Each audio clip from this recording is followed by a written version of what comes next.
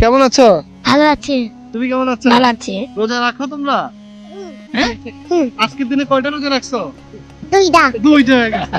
না ভাই এনতি আছে 4-5 দিন হয়েছে, এক সপ্তাহ হয়েছে আর কি। আমরা আছি কোথায় ছিল? গেছিলাম আমরা আশুগঞ্জ। আশুগঞ্জ, জি ভোরে আশুগঞ্জ ব্রাহ্মণবাড়িয়া। ব্রাহ্মণবাড়ি। জি আপনাদের আদি নিবাস বা পৈতৃক বাড়ি ভিটা কোথায়? এই হচ্ছে দর্শক, আমরা এই মুহূর্তে আছি কুমিল্লা নগরীর কুমিল্লার পালপাড়া ব্রিজের পাশে এই বেদেপল্লী। এখানে দেখতে পাচ্ছেন আমার পেছনে সারি সারি এই খুপড়ি খুপড়ি ঘর। এখানে বেদেপল্লীর কিছু ভাই, কিছু পরিবারের সাথে আমার দেখা হয়েছে। বাংলাদেশ এই মুসলিম অধ্যুষিত এই দেশে রমজান আসলে একটা আবহ সৃষ্টি হয়। বিভিন্ন শ্রেণী পেশার মানুষ তারা কেমন করে কাটেন তাদের রোজা, কেমন কাটে তাদের সময়গুলো, আজকে সেটি জানার জন্য আমরা এই বেদেপল্লীতে এসেছি। আমরা কথা বলতে চাই এখানকার মানুষদের সাথে, কোত্থেকে এসছেন তারা, কতদিন ধরে এখানে আছেন, ইফতার সেহরি কেমন করে কাটে তাদের, এই সবগুলো বিষয় জানার চেষ্টা করব। সঙ্গেই থাকুন।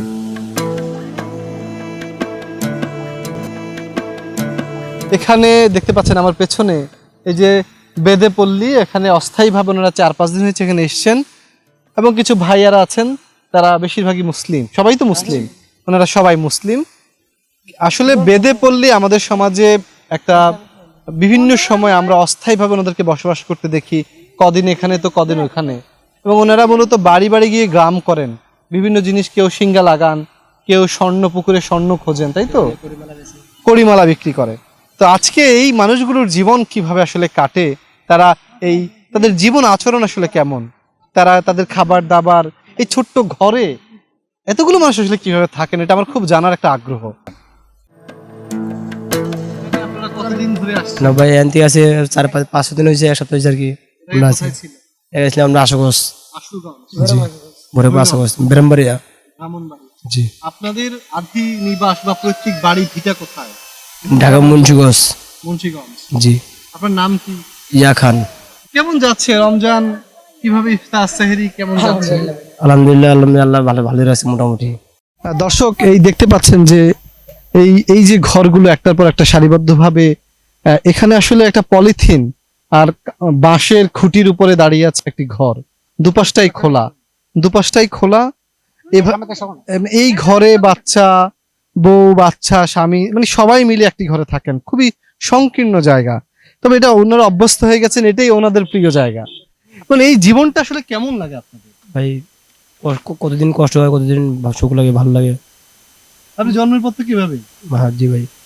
ওনাদের পূর্বপুরুষরা আরব থেকে আসছেন অনেকে বলেন, অনেকে মধ্যপ্রাচ্য থেকে আসছেন বলেন, কিন্তু আমরা আসলে বাংলার আবহমান কাল ধরেই কিন্তু ওনাদেরকে আমরা বিভিন্ন জায়গায় দেখি। পড়াশোনা করো তুমি?